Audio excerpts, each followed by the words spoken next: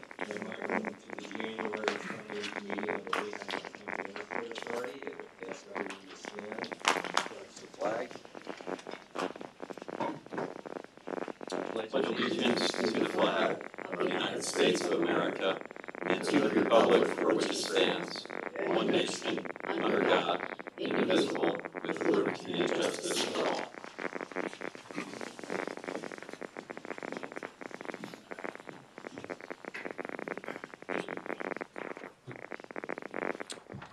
Good morning. Just briefly wanted to pass along some unfortunate news we received this past December. The passing of a former board member, Brian Dames, at the age of 57. Brian's term of service on the board was from November 2016 through December of 2021. Brian was a professional pilot for 25 years. He certainly was a strong voice on the board to many improvements across the aviation system in the Valley. He was a member of the Experimental Aircraft Association, Chapter 70. In fact, one of our fondest memories of Brian actually took place during an event at Braden Air Park. And it was in the summer of 2019. It was a very hot day, and he was giving free airplane rides to all of the youth who were attending the event. It was hot, as I said. He was soaked. I remember seeing him in and out of the airplane, but he was always smiling ear to ear. Brian, his passion for aviation was truly evident. He is survived by his wife and 3 children. Certainly our thoughts and prayers go out to him and his family during this time. With that, please let us pause for a moment of silence to remember Brian.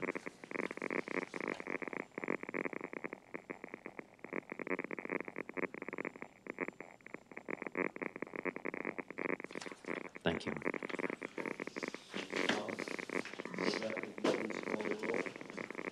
Paul Anthony, Ann Baum, here. Robert Brooks, Here. Frank Facciano, Don Gottschall, Ricky Gower, Here. Justin Grimshaw, Here. John Hayes, Ron Heckman, Larry Hemberger, Here. James Irwin, Here. Glenn Riebman, Present. Mike Sturshik, Here. Jonathan Strauss, Chris Worley. We have a quorum. And no public comment at this time. Public comment. I'll entertain a motion for approval of the November 26th, 2024 minutes. Second. Moved by Dawn, second by Mike. Are there any additions or corrections? Seeing none, all those in favor? Aye. Minutes are approved. We go to the treasurer's report. Someone step in before call today. Okay, I will. Don?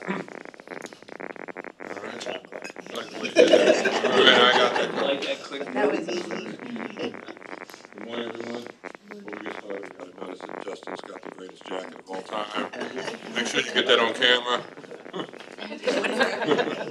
Alrighty. Start off with our traffic information in case you didn't hear. We did get over 1 million passengers for calendar year 2024. This is the 11th time we had 900,000 or more of air traffic, but counting the bus traffic, we were over 1 million. This was our best December on record.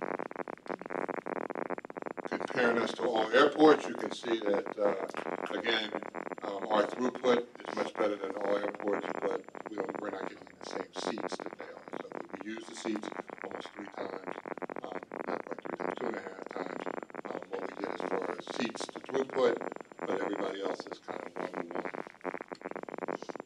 And then comparing us to our peers, again, our throughput is a little bit more than about double there, and then seats a little bit better than our peers. Financials for the month of December, we had a good month. Again, we've been kind of accruing some stuff there. We anticipated some of the changes with the GASB and some of the other things, so we really Shane and his team did a great job of kind of making sure we were ahead of the game, making sure that a lot of the year-end accruals we kind of already had in place, so that helped us out a lot.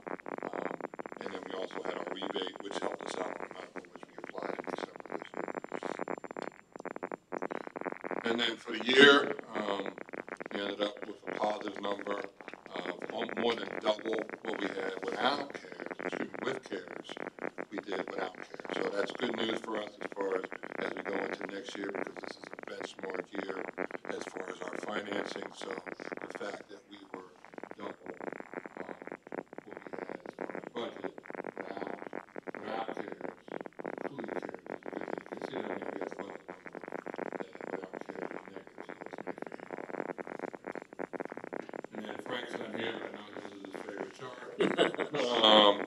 You know, we had 12 out of 12 months where we had net income for each and every month, excluding CARES, was positive, and excluding CARES and miscellaneous income. That bodes well for us in 2026 when there won't be any more CARES. So we're kind of, you know, been planning all along.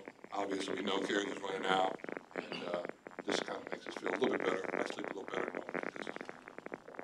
Then breaking down where the variances are. The biggest variance was in the benefits I mentioned about our rebate. You know, if you look at our FTEs, they were a little bit down, but we pay a little bit more overtime, so the actual salary cost, wage cost was higher, but the benefits, we saved some of that, and the rebate, and some of the things. And our assumptions as far as family coverage versus single is probably a little bit more conservative than actually what turned out. Interest, we were conservative in that, and obviously we made good on shifting money around to make sure that we got the best of our money. But a lot of this, that the contract services is really tied into our demolition, which kind of goes hand in hand with our CARES. So that $700,000, you remember, if you go back to the other slide, we didn't use $700,000 in CARES, kind of tied into some of that demolition that's going to go in this year. Breaking it down, again, by personnel and non-personnel, still up 7% from last year. We had a lot of margin in our budget, but we didn't use all that. And the same with non-personnel. Part of the reason that it's only up 4 and down 14 is, again, some of that demolition that was built into the non-personnel that'll be done this year.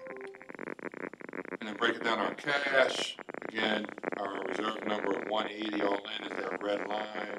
And you can see even as we start spending down some of the cash for some of our projects, this is planned, we still stay above the 180 mark. We get down a little bit tighter, but again, we're staying above that 180, and we feel good about where we are as far as cash. Any questions? I'll try to make it short and sweet when we have a good month. Anybody wants to hear from me anyway? Yes, sir. I have a question, I just had a comment. I just wanted to say compliments to the staff here.